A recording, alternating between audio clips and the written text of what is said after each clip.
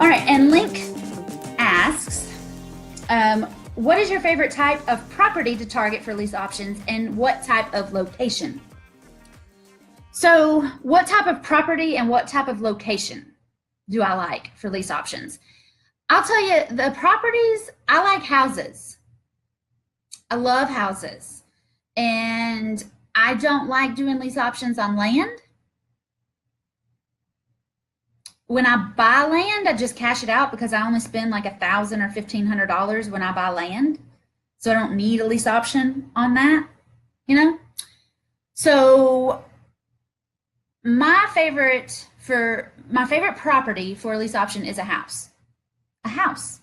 And I don't like 2-bedroom, 1-baths, but in my part of the country, there's plenty of 3-bedroom, 2-baths. Now, one thing I learned last week in California is that there's a lot of 2-bedroom, 1-baths. So I used to have a rule that I don't want you to buy, and I am not buying, a 2-bedroom, 1-bath. But after looking at what's available in the rest of the country, maybe a 2-bedroom, 1-bath isn't that bad. And also, when I say that, I have 3 2-bedroom, 1-baths. So this is one of those, here's my rule, except I have 3. Every good rule needs a good exception, right? So I don't want 2-bedroom, 1-baths, but I have 3 2-bedroom, 1-baths. So what I should say is that I don't want to live in a 2-bedroom, 1-bath, but I will buy a 2-bedroom, 1-bath if I can make money on it. I prefer a 3-bedroom, 2-bath with a garage on the lake. Do you know how many 3-bedroom, 2-baths I have with a garage on the lake? 0. But that is what I want to buy. Okay? If I could find a 4-bedroom, 3-bath here in Tampa, I might buy that. So the property that I'm looking for is a house. I want a house. You can do master lease options on duplexes, triplexes, 100-unit apartments. I get lease options on regular single-family houses. I would love a lease option on a duplex or a quadplex or a 10-unit, okay? But I mostly buy 3-bedroom, 2-baths, pretty neighborhoods, pretty people, happy houses, happy people, happy neighborhoods. I tried, this year I bought 3 sad houses, little crack houses, little, dinky houses in dinky little neighborhoods. And it just wasn't as much fun. I spent $12,000 because I cashed out 3 houses. I bought one house for $2,500, one house for $3,500, another house for $5,500. And in lots of the country, you can't find houses for less than $10,000. Lots of the country, you can't find houses for less than $100,000. And here I just cashed out 3 houses with $12,000. I sold the first house for $12,000. And so the other 2 houses, I'm selling one for $10,000, another for $20,000, so I'll make $30,000, easy, free and clear, over the top. But I could just as easily make $30,000 on a regular, pretty happy house, just 2 miles down the street from where I bought these little sad houses. So in my area where I buy houses are anywhere from 100, 120, 150. But I understand, as I sit here in Tampa right now, there aren't a lot of houses for 100 or 150. But it doesn't matter. Those are just the numbers in my market, in my honey hole where I like to buy.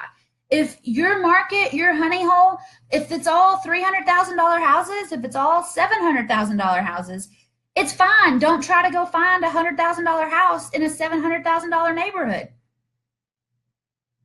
Go with what you have where you're buying, okay? The cardinal rule of real estate is location, location, location. Right? And depending on which location you're wanting to invest, the prices are going to be totally different. The formulas are going to be the same. The math doesn't change because I don't use Common Core math. That math is weird. I use regular old school math.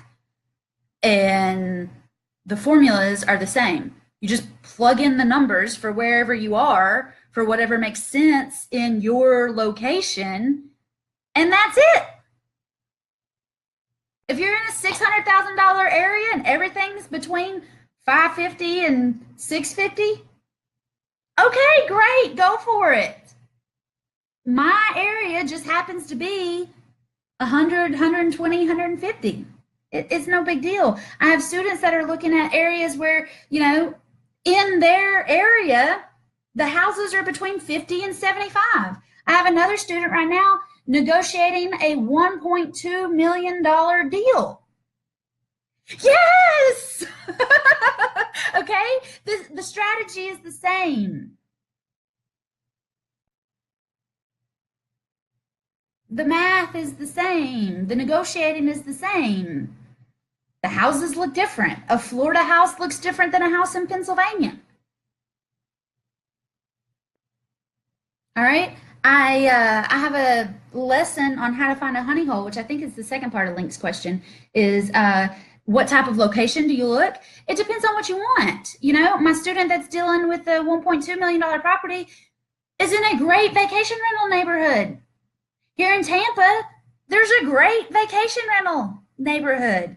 In Knoxville, there's really not a great location for vacation rentals, or I haven't found it. Maybe out in Farragut, and I don't want to buy anything out there. I'll leave that for you, Holly.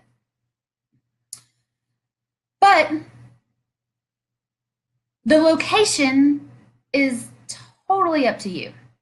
I have a student that lives, I'll tell you, Leslie, I was bragging on her last night. I talked to her yesterday. She's done 7 contracts, filled out and signed 7 contracts in 7 weeks since she started First Deal Done Fast. Okay, 7 deals in 7 weeks. And she didn't say this, but I quickly calculated in my head, if all those chickens hatch, she's going to be over 6 figures in her first 7 deals.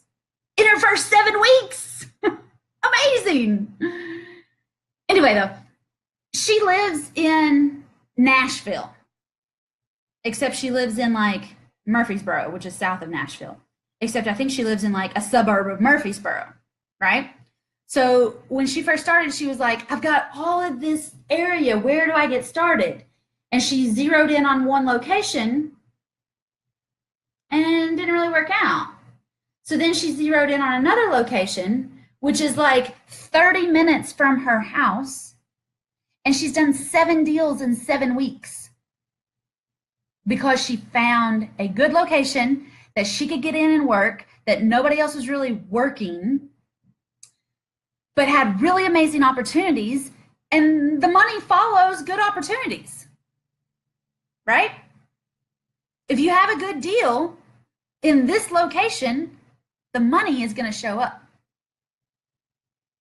And I hated it when people said that when I was starting, but it is so freaking true. Okay?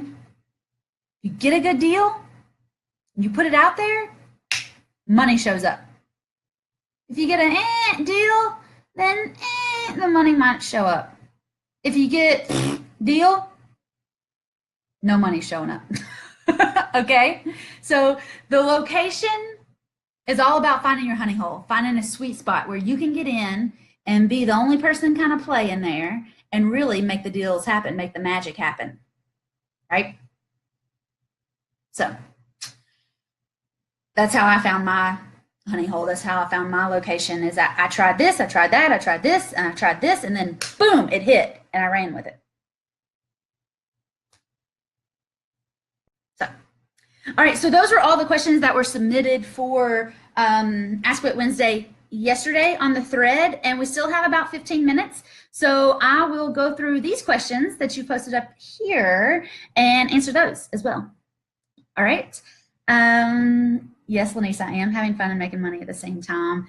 And right, Janine, it does not have to take 30 years to retire. It could take 3 years to get to where you need to be. And it is proof of when you love what you do, abundance is awesome. Absolutely. Janine, the other Janine, we had two Janines at W3 in LA 2 weeks ago now. Two Janines, both out of the San Francisco Bay Area. So Janine Husman says, if you put in the time now, then you're due for awesomeness later. And that is totally true. Totally, totally, totally true. Okay. For the first 5 years, I flipped a house in 09 with mom and dad. We flipped another one in 10, another one in 11. We did like 2 in 12. Then I got started in 13, bought 2 houses and 2 pieces of land. I ran out of money. So in 14, I found out about lease options and got started with those. And guys, let me tell you, in 2014, there weren't Facebook groups talking about lease options. Okay, like 3 years ago, back in the Stone Ages, when I got started in lease options, you physically had to go to a workshop on the weekend or listen to CDs to learn about lease options. I mean, maybe there were some YouTube videos, but I wasn't smart enough to clue into those back in 2014. I actually had to go spend a weekend in a ballroom learning about lease options, hire a mentor so that I had somebody I could talk to every week about lease options, and then go out and figure out how to do it. There weren't groups. There weren't people on Facebook talking about lease options back in 2014. So just that we have a group now where we can actually talk about lease options and how amazing they are is like, I told somebody this morning on a call, I was like, I have so much fun hanging out in my Facebook groups because they're full of action takers, people who are ready to get out there and make some deals happen. People are tired of a 9-to-5, people that know that they're ready to get into real estate, people that are taking action, getting started in real estate. And I just have so much fun hanging out in my 3 Facebook groups talking about real estate all the time. Like, it's probably a good thing we didn't have these groups in 2014 when I was getting started, or I would have just hung out in the groups all day talking about how awesome it was instead of getting out there and doing deals. So back in the Stone Ages in 2014, we didn't have groups like this, and it wasn't as much fun. It wasn't as easy to get into lease options. They were weird. Still kind of weird, but they were definitely weird in 2014. When I started, when I signed up, when I paid $15,000 to get my first mentor, I didn't know what a lease option was. I had no idea what I was getting myself into. And on my first deal, I made $15,000. Boom. Let's go. All right, you can do this too. I totally believe in you.